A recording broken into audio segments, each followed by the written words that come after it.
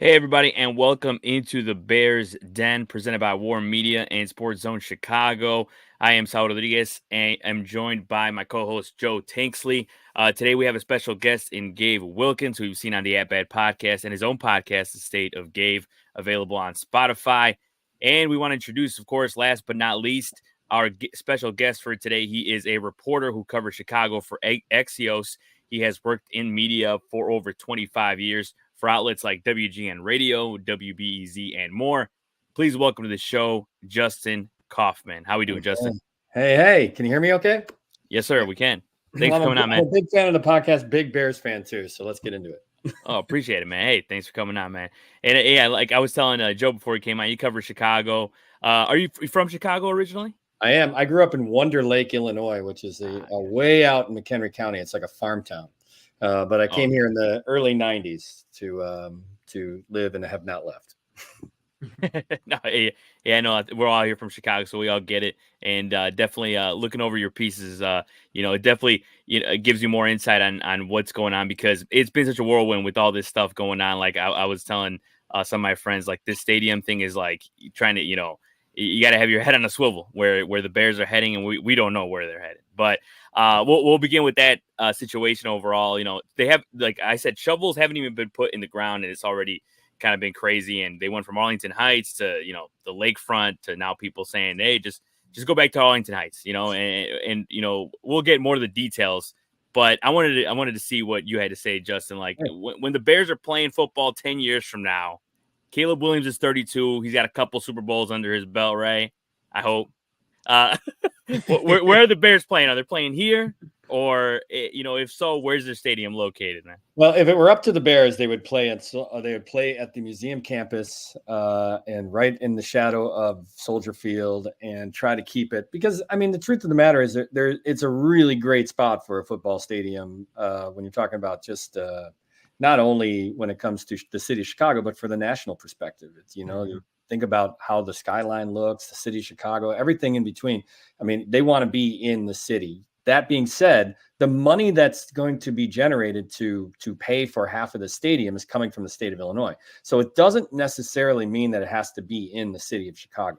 That's where Arlington Heights, and even now you're seeing other towns still going. The city of Aurora is licking its lips saying, you know what, if it's still on the table, we've got space.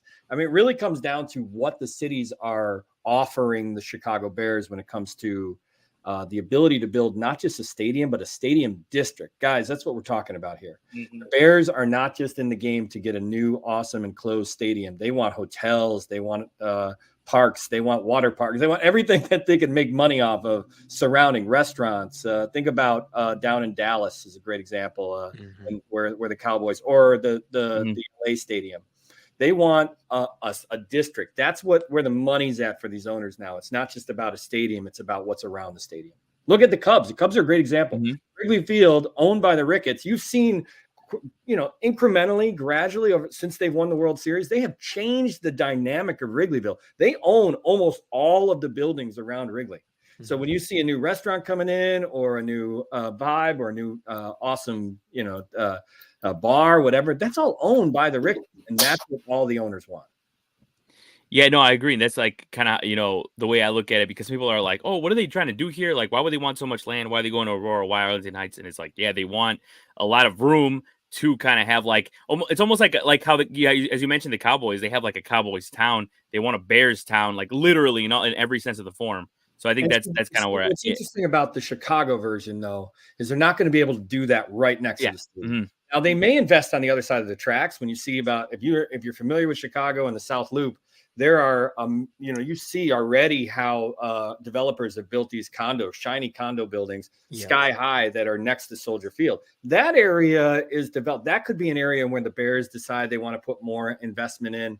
They want to be able to keep it close to Soldier Field. They're not going to be able to build hotels and parks and restaurants on the actual side of where the museum campus is, because that's protected land. But they'll be able to. They'll take that loss to be able to stay in the museum campus. Yeah, that's the part that, like, I think people aren't realizing when it comes to certain spacing and all that, and what goes into it, because it's way more colorful of a subject. But you go ahead, Joe. You got anything for Justin? Yeah, you spoke about the Bears wanting to build that district on the lakefront, and how that's been the cash cow for these NFL owners. And you also mentioned how that land on the lakefront is protected. Specifically the museum campus and Soldier Field. Um, how real is that Michael Reese option that you mentioned in your article? Is it a non-starter? Is it just something that we can throw to the side? Is that a real? Well, the Bears will say it's not big enough. They've already said that parcel of land, they're talking Michael Reese Hospital, famous hospital on the near south side of Chicago, has been dormant, and there's a lot of space. And whenever they talk about redeveloping the lakefront area, the museum campus, a lot of advocates will say, "Well, look at all that empty land across the way. That's Michael Reese Hospital." That's not big enough for them. I mean, supposedly, the issue is if the Bears are going to stay in Chicago, they want to stay in the just like Rahm Emanuel tried to put the George Lucas Star Wars. They want the highlight. They don't want to build a stadium in a neighborhood. They don't want to build a stadium because if you think about it, like Southworks, like down off the Calumet Harbor or the bay, that would be a great place for a stadium. It would. It's nothing but space. Right, but they don't want that. They want the premium location for a stadium. Now, you're right. The problem with the lakefront is that there's ordinances on the books that aren't necessarily laws, but they're almost like old doctrines from the city of Chicago. It says you're not allowed to build private buildings on the lakefront. That's been a really big thing for Chicago. I mean, cities like Detroit and Cleveland, they have let people build on the lakes or the rivers there, and you can see how much industry has taken over and actually, destroyed the lakefront or the space that used to be really pretty, and it's not anymore. In Chicago, it's different because they said no one can build on the lake. They have all these doctrines. They've taken the courts have sided with that. So the Bears are in a sticky situation, even if the state of Illinois, which doesn't look likely that Governor Pritzker is going to be like, yes, here's $2 billion. Once they get through that process, before they can even put shovels in the ground, there will be halts on lawsuits from the Friends of the Park, for advocacy groups. This could, really play out over years, decades. If anything, there will be probably a large group of advocates who have the purse strings to be able to make the Bears slow roll this thing. And the Bears know that. So the idea being that if they want to get shovels in the ground, which they wanted to do by this fall, that might not be possible. And that might actually force the Bears to think about other places. And that's why you see Arlington Heights or Aurora or any others starting to pop up again, because the Bears recognize they're in for a fight. Go ahead, Gabe. You got something for Justin? Yeah, Justin. One of the questions I have for you is, we talked about the possibilities of the Bears staying in the city, but they do own the land at the former racetrack at Arlington. And with Arlington Heights, of course, they've been getting into a lot of fights with city leaders and officials as well as townsmen and leaders, whatnot, about, taxes and so forth like that. Do you see them revisiting Arlington Heights as a potential destination, considering the fact that they own that land, which I would think would be an asset to them? Because in today's day and age, most of these NFL owners like to own their stadiums as opposed to having 50-50 partnerships with city officials. Yeah, and you're absolutely right. If it were in Chicago, it's going to be a 50-50. If it's in Arlington Heights or Aurora, it would be owned outright by the Chicago Bears. Now, that's a huge thing. But the problem is that Cook County, Arlington Heights is still in Cook County, and the Cook County assessors assess that property to be a certain amount of money, right? To say that this is what it's worth. And the Bears have argued saying, we think it's a lot less. And they went as far as to tear down the grandstand, the famous historic grandstand, only for the purpose for assessments, to be able to say, look, now it's just an empty lot. Like it must be. And as so far, the Cook County assessor's office is not buying it. They're saying that's what this land is. And frankly, it's the Arlington Heights school district that is saying this is how much money we want from it. And so far, the assessor's office and everyone in between has sided with them.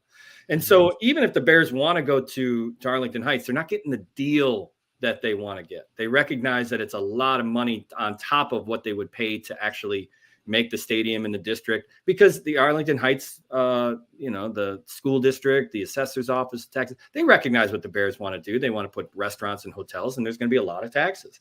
It is, again, still Cook County. Now, Aurora might be different. But then the Bears have to deal with proximity issues. And now you're talking about a stadium that's an hour out from Chicago. Are you going to get people to travel from Northwest Indiana, from maybe northern suburbs, even from the city of Chicago, to get all the way out to Aurora? So, I mean, there's a lot of issues.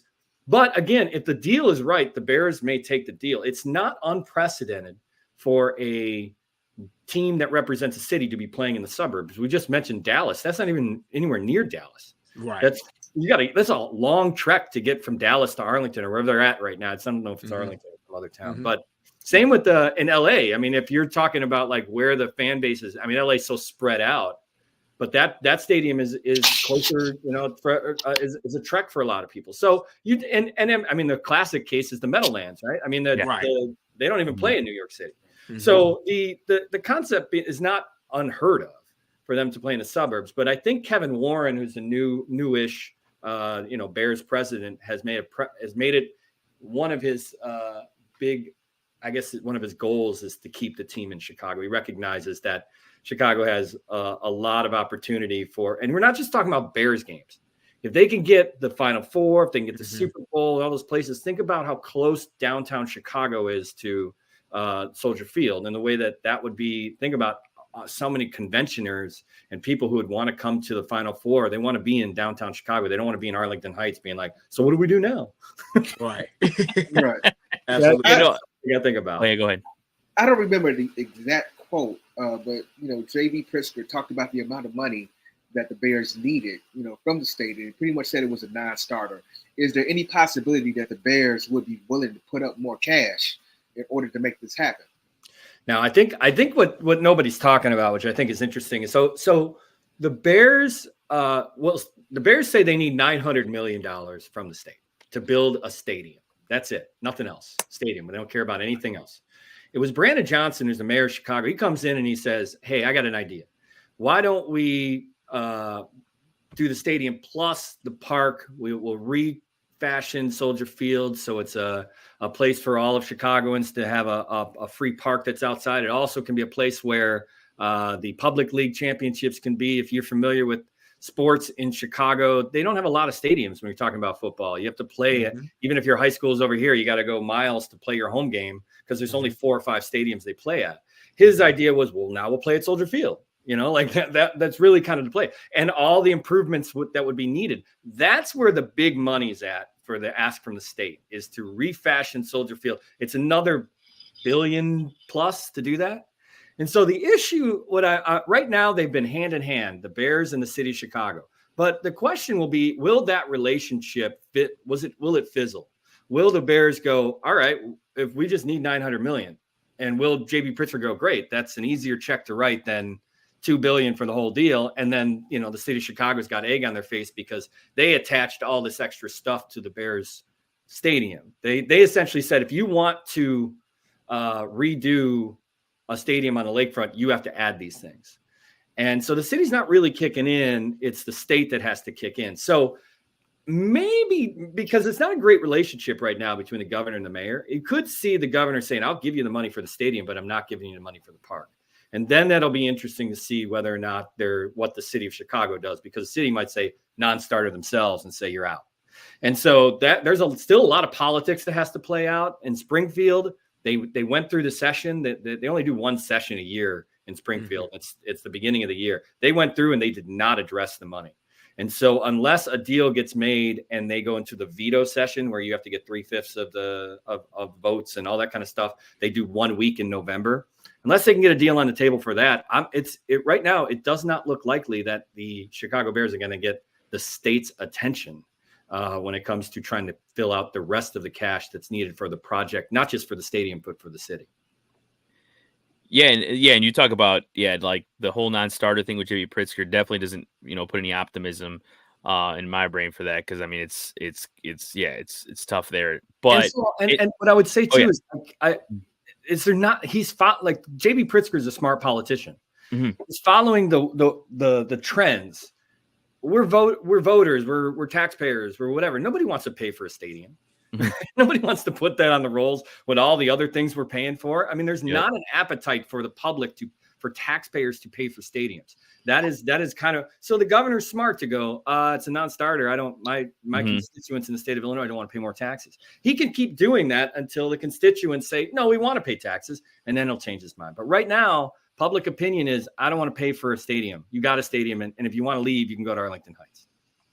Yeah, and then you look at, I was watching the Cubs game yesterday. Boog Sciambi was talking about stadiums and the fact that San Francisco was privately funded, and I'm kind of curious as to how many stadiums have been privately funded, to be quite honest, when it comes to that. But a question I had for you was, when it comes, you mentioned transportation and just how much of a challenge that would be. They've talked about having a metro built right directly from Chicago. Am I correct on that? Yeah. When it comes to if they were to build a stadium in Arlington Heights, right? Yeah, well, I mean, there already is one that goes out right there. Or yeah, like, I mean, they already have one that I think it stops. I think it's called Arlington Park, right? Like it's on the metro going northwest. In Chicago, they've talked for a while. See, it's so intriguing to me, and I know we get in the weeds, but they're on the other side of the tracks. They've been trying to sell a huge mega development called One Central for about 5 years, maybe less, 3 years since COVID.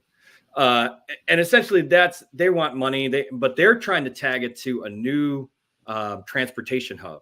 That would be a new L stop, a new metro train that would stop at Soldier Field. And they've been talking about that for a while. There's no appetite for it, meaning there's no one in Springfield's like, yeah, I want to do that. I want to put a ton of money into that. Who cares, right? But that's not our pressing issue. But I do think it's interesting with this project and with that project that there's some sort of synergy happening, that you might see some transportation upgrades included in what they do if they do a deal in Chicago. But in terms of the suburbs, you're absolutely right. Metro will get stressed in the way that it ain't one train on a Sunday. If you've taken the Metro train in Chicago, the schedule is every 2 hours on a Sunday. It's not an easy thing. Like imagine with a Bears game, I would assume they'd have to add 5 trains to get people in and out, back and forth. And that will cost money in some form too, which the state will have to address at some point. Yeah, I think my fault. Not to build a track, but I think they talked about adding a line that was just straight Chicago to Arlington, Arlington to Chicago. But you're right. I'm a Metro rider. Like I work in the city, and I'm taking the Metro, and it's on a Sunday. It's every 2 hours. It's not fun. And they try to do like, sometimes I know when Cubs games, I see that like in the evening after the games, they'll have it like every hour, like, but that's not every Sunday. And especially with with how the Metro is financially right now, I don't see that happening for sure. But go ahead, Gabe. You had something?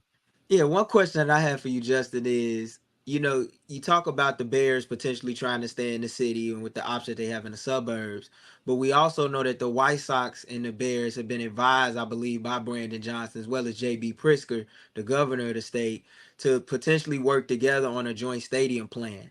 And I think about like other cities such as Philadelphia and Kansas City, where you have these complexes and where the teams within those respective cities play like in a certain campus area.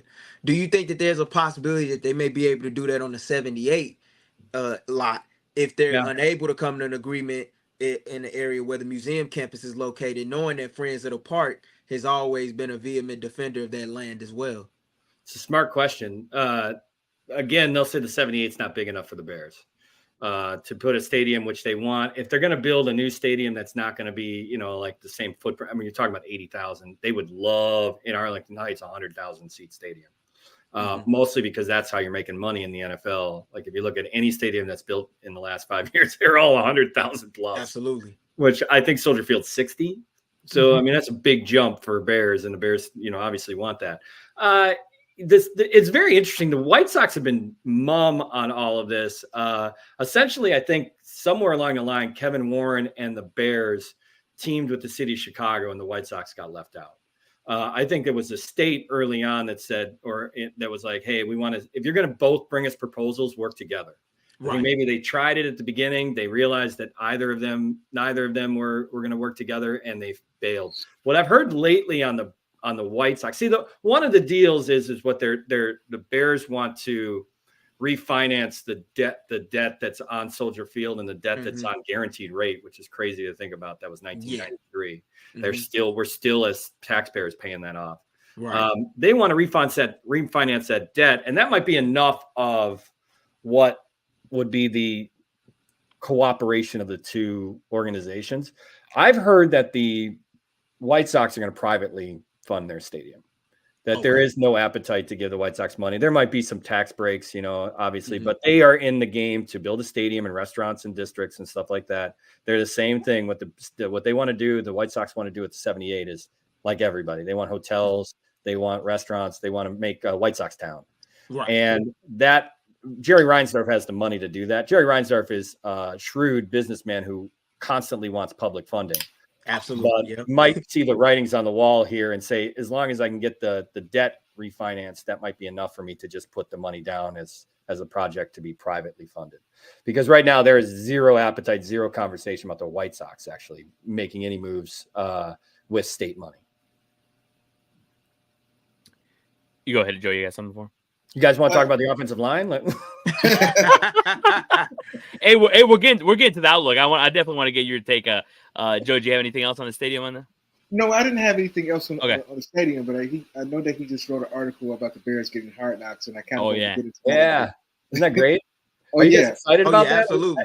I think it's great. I think as a hardcore Bears fan, I love the show. I love Hard Knocks, and I get the tropes, and I get the, every year it's the same thing. But I've always been like, man, it'd be great to watch the Bears, like which lineman goes home, and we get to see his family and his dogs and his truck, like that's my favorite part of the show. Which guy that we know is on the bubble and doesn't make the team, like all that stuff. I've always been envious of other fans to be able to have that insight. And the Bears have been traditional. That's the problem with the Bears. They're so old school. The McCaskies are so, and I wouldn't even say old school like as a positive. Old school as a negative. I mean, they're like, oh, it's too much distractions. I'm like, for your 7-10 team or your 3-14, you know what I mean? Like, what are you talking about? Like, give the fans something more than real quick, press conferences where Eberflus says nothing and Cole says nothing. Like, give us something. So, I mean, that's the one I would say bright spot about Caleb Williams. I mean, I think he's going to be a tremendous quarterback for us, but I also think that he's bringing a level of making the Bears organization have to open up a little bit, because he's going to be a megastar. Even if he fails, he's going to be a megastar. He's already like someone that non-sports fans recognize. And so you get this idea that, put him on Hard Knocks, take the win. If you're not going to win on the field, take the win off the field. And I think it's a great thing for the Bears. Yeah. When you talked about how old school the McCaskies are and not really being a proponent of being on Hard Knocks in the past, is this more of the NFL stepping in? Like, you got a lot of good stuff going on and we kind of want to peel that back, or was it kind of like a mutual thing? Yeah, with Kevin Warren now at the helm. Yeah, maybe Warren has something to do with it, but I think it's also like the Bears may be the last team. I mean, we're really like, there's so many rules around how you get on Hard Knocks. There's so many rules about like what teams are eligible and what teams are not. And the Bears are one of 3 teams that are even eligible for Hard Knocks. And I think they were supposed to do it last year. They were. Or one of the 3, and they were just adamant saying no. And I think they said no in the past. And so, they're down to like, there's nobody left. I think they were talking about maybe some of the rumors were like going back to another team that's already done it twice. And I think the NFL probably put a little bit of pressure on, being like, all right, it's time that you guys, there's a responsibility for the Chicago Bears organization, which again is annoying because it's the 3rd largest market in football.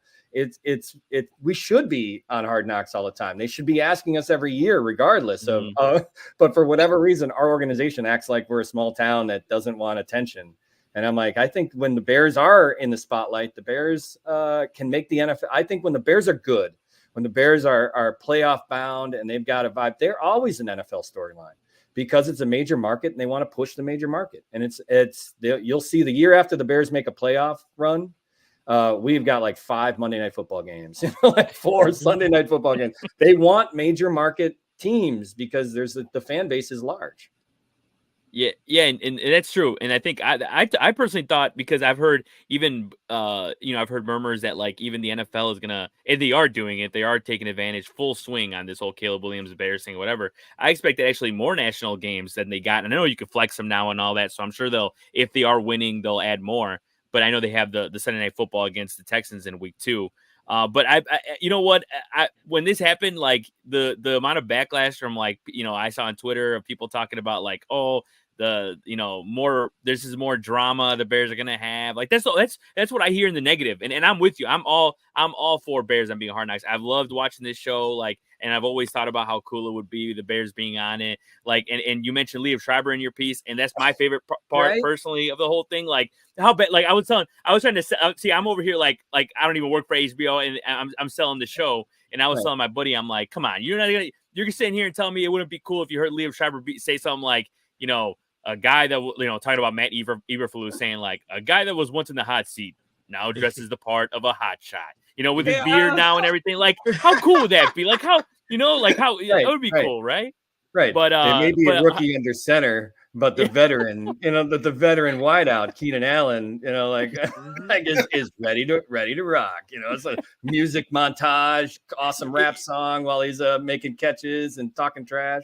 Yeah, I love that. I love that. I love it. Exactly. Right. Yeah. Like, I don't get how you wouldn't. That's the way I see it. But and celebrities gonna come out too. The celebrities, like, with the Lions, you had Eminem, with the Rams, you had Schoolboy Q and Kendrick Lamar. Like, it's always people that come when you have the cameras come in at HBO and NFL Films all over the facility. You have so many storylines that you can work with and attack as well. You know who's going to be a huge celebrity in that show? Simone Biles. Yeah. Her husband's now the safety. Yeah. And there's no guarantee he's even going to make the team, to be honest. Like, he's a backup safety at this point. But you're like, going home, he's going home, and it's going to be Simone Biles at home, and they're in some Trump Tower condo they live in, and they'll be like, she'll be straight off of winning the Olympics, She'll be that's a storyline right there. Yeah. I mean, they had Liev Schreiber fly out to a Jets training camp last year. Like, and so like, and that was for the Jets. Like, I mean, I know they're New York, but the Jets. So it's, imagine what they could be doing with the Bears. So it's one of those things where I'm definitely trying to sell it to people, because I'm like, man, like, look, if the Bears are going to exercise demons this season, where they want to get to the playoffs, they might as well take this thing full on, right? Like, might as well go all in and just do Hard Knocks. Give me multiple Sunday Night Football. Yes. So it's, that's the way I see it, right? Absolutely. We are a big city. We make no small plans. Like, go, yeah. Like, I want to see us on all of the ESPN and NFL Films and HBO, all of it. I want all of the stuff, because we're a major market team. And frankly, as a fan base, we're starved for it. If you're not going to win on the field, win off the field. Yeah, that's true. Yeah, it's true, especially from Chicago. Gabe, you got something for him? No, just like overall though, with the Hard Knocks and with the stadium, how much do you enjoy seeing the buzz that the Bears are getting? Because one positive that I find with it is, with Hard Knocks, it allows them to connect with a new generation of fans who may not have attachments to the success in the 80s and even the runs with Lance Briggs and Brian Urlacher and the like. Oh, those are the best runs. Yeah, it'll be interesting. I think NFL fans will pay attention, of course, to Caleb Williams. Everybody wants to watch him. And I do think that he's going to bring in a lot of new fans to Chicago, younger fans, because he's a younger mentality. I like the kid. I like the fact that he's a little he's not the standard typical quarterback, like, who's coming out of college, who's just like he's flamboyant, he's loud, he's laughing, he's having fun. I like that. I mean, I love Justin Fields. We can have that. Like, I really did. I really enjoyed him. I know that he couldn't hit the 3rd and 4 crossing route to save his life, but I love the fact that, but he was not a great Chicago personality. He was more of the, like, I don't say a lot. He was like, he doesn't, he let his play do his thing. This is going to be different. I think you're going to see big smiles, big celebrations, big dramatic flares. I think when he makes mistakes, they're going to be dramatic. I mean, I think that he's going to have to learn, and I feel bad for the kid. Like, Chicago Bears fans are difficult. Like, it's going to take 2 interceptions in game 1 for everybody to be breaking their TVs. And I think that hopefully that had happened with Fields as well. And I'm like, hopefully this time around, like, he's ready for that fans are not going to, I mean, I also think for the Bears, that it's a rough spot here, because there's an expectation. You just put your fan base through 2 rebuilding seasons. And the first one being one of the worst in franchise history. And only the second half of last season being worthwhile. Like, those games where they got blown out by the Chiefs and they got blown out by the Packers in game 1, every Bears fan was like, I'm out. right? We can't do this again. And they turned it around. I give them credit. Montez Sweat. They started. So, we're not that far removed from it. So the idea to have to go backwards to a rookie quarterback who's got to figure stuff out and he's going to make mistakes. It's rare. We all know this. It's very rare in the NFL that a rookie quarterback is a success. We're talking Stroud is great, but he is among a very small percentage of quarterbacks. Usually it's more like, I don't know, like Zach Wilson or Justin Fields. Where you're like, what are you even looking at? And he's going to do that. And you're going to be like, and the question was how much does Poles and Eberflus, what's the leash? I mean, if they're making mistakes, while if Eberflus is making in-game decisions, mistakes, if the defense is not as good as it was, like the other teams figure them out, as fans, like, what do we do? Do we say, oh, it's all part of a process? No, we just went through 2 years of it. I mean, if Eberflus starts 0-3, right, 0-4, what do you do as a fan base? I mean, are we calling for his head? That's a question that. What do you do as the franchise? Right, Joe. What do you do as the franchise if that happens? I think the Bears have a lot of positive momentum, with drafting Caleb Williams and being able to get Roma Dunze in the same draft with the 1-9 pick, and he's like you said, he has a lot of energy. He's having fun. He already brought back the Bear Claw. A lot of people didn't even know that it existed. And so I think, the Bears being on Hard Knocks, like Gabe said, gives, the Bears an opportunity to connect with younger fans. And, who better to do that with, with Caleb Williams and Roma Dunze. I think they suck. Yeah.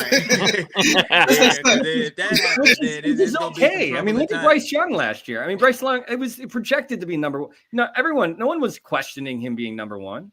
And then he went and he had a really rough year, which he'll be fine. I'm sure he'll work it out. But it's like, it's not a given that Caleb Williams is going to trample over some of these defenses. The Minnesota Vikings defense is legit. He's going to see defenses he's never seen before.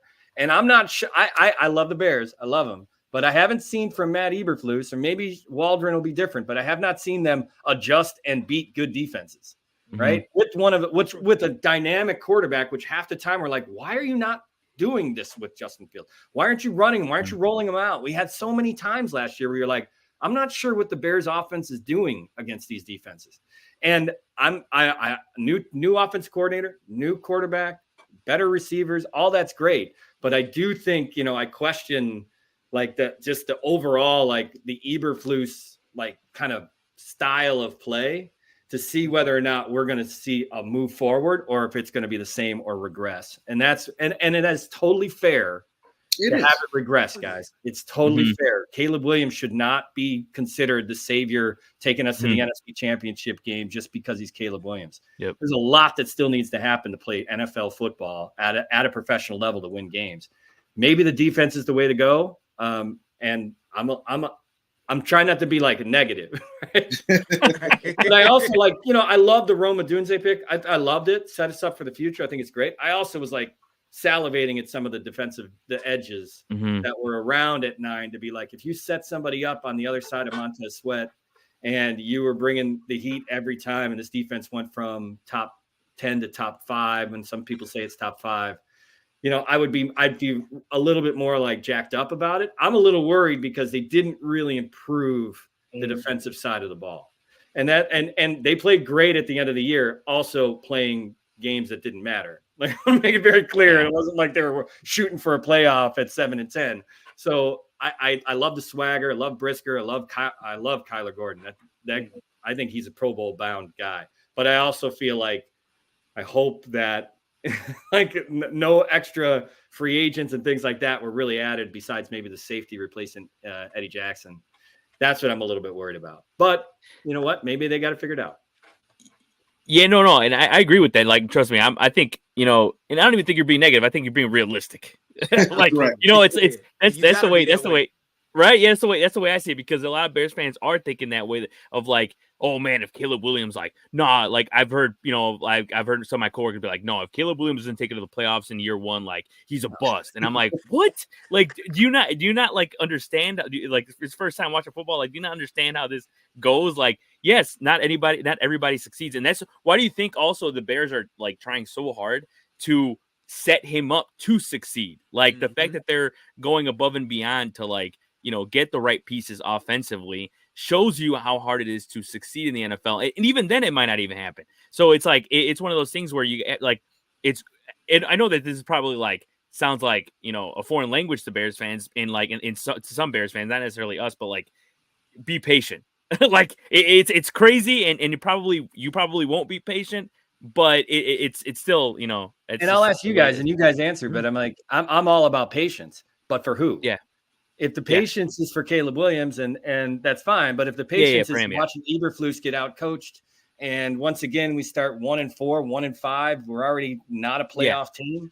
Do you have patience for the Eberflus? Do you have patience for Ryan Poles? Like where's the patience when you talk about the actual Bears system in which they're running right now?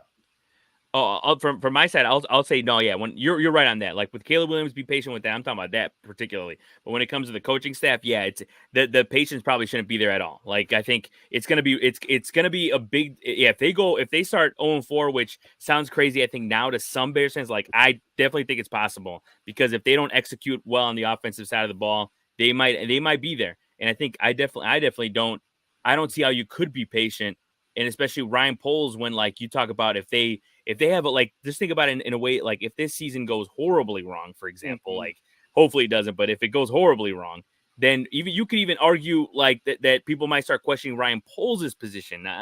So it's a whole different thing. It's a whole it's. But what do you guys think? What do you think, Joe? I mean, like we said earlier, if the Bears start out 0-4, there's some questions that the franchise has to answer. And thinking back to the way the Bears opened up last season, particularly the very first game of the season, I mean, it was ridiculous to come out and not be prepared to play a football game against the Green Bay Packers. And you're the Chicago Bears. And I don't think that game was at Soldier Field too, right?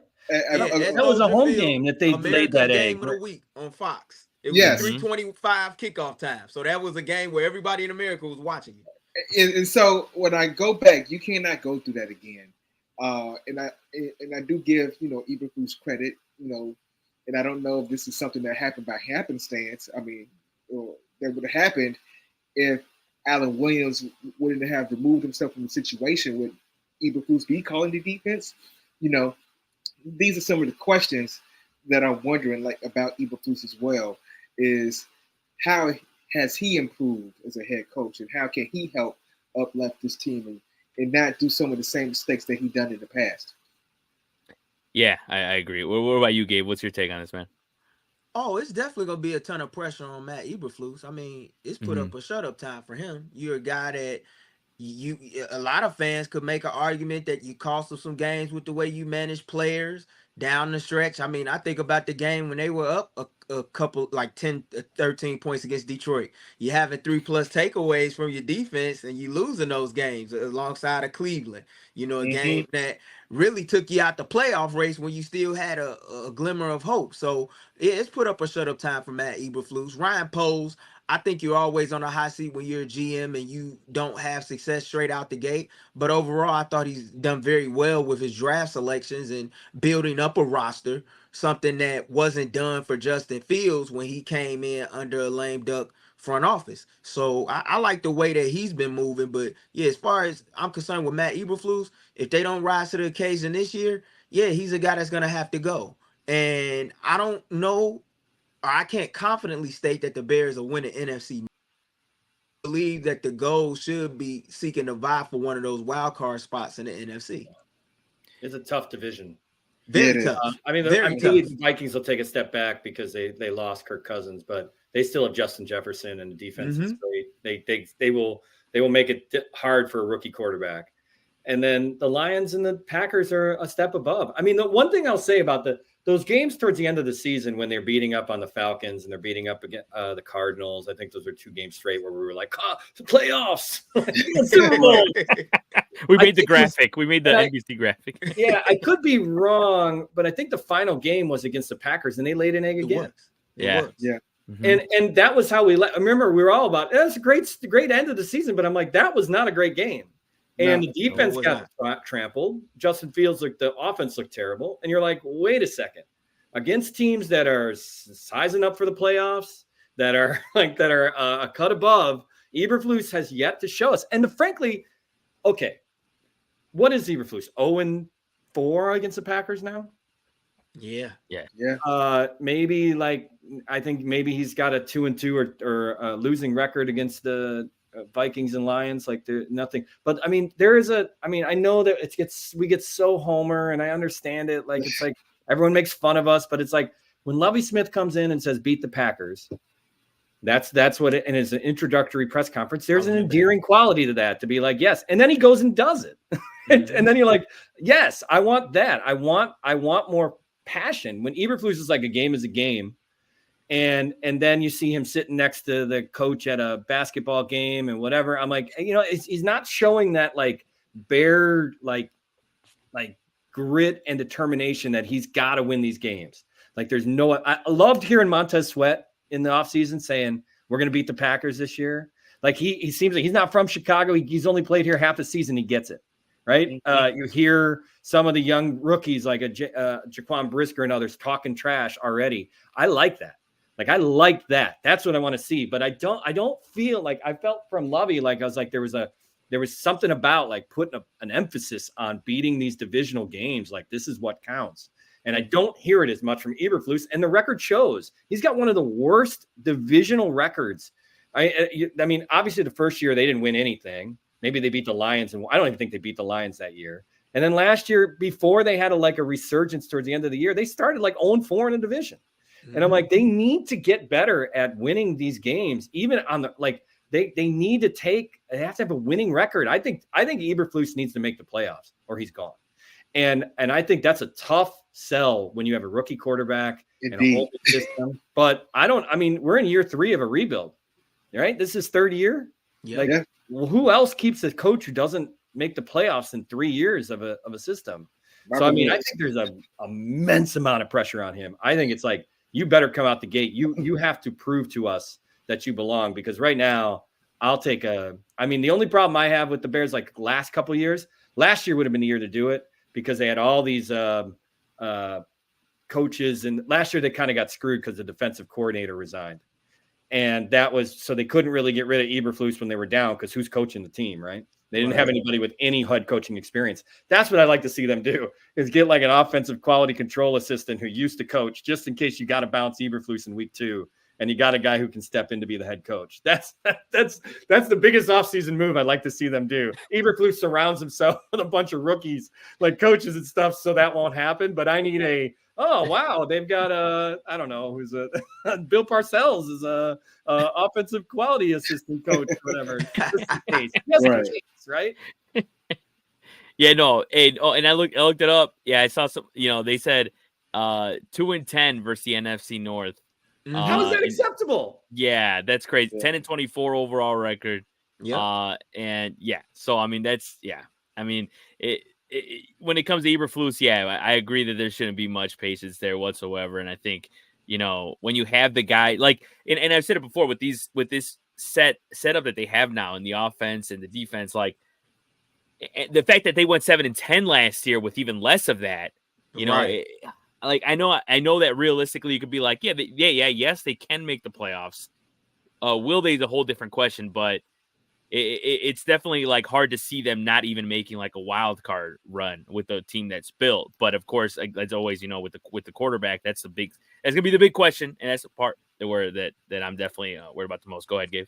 The best thing for the Bears with the way that their schedule is set up, I believe like the first 8 weeks, they don't play a team in the North. So if that's any given time where you want to work out your kinks and whatnot, you better do it then, because once you get into like week 9 through 17, every game counts for something. Oh, You wow. got to win those games against your division if you want to have any shot at winning the North. And if you win the North, you at least guarantee yourself a home playoff game, which can put you in a great position. As we know, a lot of teams don't like to come into the city of Chicago when it's cold weather, especially teams that play in domes or play in warm weather climates. So, Including the Bears players. yeah, Yeah. yeah. So Look at I'm Caleb curious. Williams acting like he's ever played with sleeves Yeah, on. well, the fortunate thing with him, he got DeAndre Swift in the backfield, playing in Philadelphia or whatnot. They can lean on their running game as long as the offensive line shows up and guys are staying healthy, opening up holes or whatnot. So I'm curious to see how they're going to play the second half of their schedule if they're still within the thick of things, which, in my opinion, they should be. Yeah, and you're talking about the divisional run. I mean, 6 of the last 8 games are against NFC North opponents, Yeah. and then four of those last 8 games are going to be at home, including 3 of those against NFC North opponents. So yeah, it's gonna be a dogfight. But I think at the same time, I am optimistic that they'll be able to work out a lot of the kinks. I mean, Bears have one of the weaker schedules in the NFL. Obviously that's easier to put out there than it is to actually execute an easy schedule. I mean, I thought an opening game against Tennessee sounded good, and then one of my coworkers has basically sold me on the Bears being 0-1 with the additions that the Titans have made and the rapport that Will Levis has built there. So I don't know. We'll see. But anyone else got anything else for Justin before we let him go? You good? All right. Well, Justin, thanks for coming on. We'll definitely have you on during the season and talk more Bears football with you. Appreciate you coming on. A real pleasure, guys. Thank you. Thank you. Oh, of course. And I think that's a good place to wrap things up for this edition of the Bears Den. I want to thank, as always, my co-host, Joe Tanksley. I want to thank our special co-host this week in Gabe Wilkins. And, of course, a special thanks to our guest, Justin Kaufmann. And want to have everyone check out all our other coverage on the At Bat podcast for War Media, Sports Zone Chicago, Sean and Maya in the morning. Check out the Second City with Lakina and Sid. And, of course, check out all our socials at War Media. And thank you for watching, everybody. And I hope everyone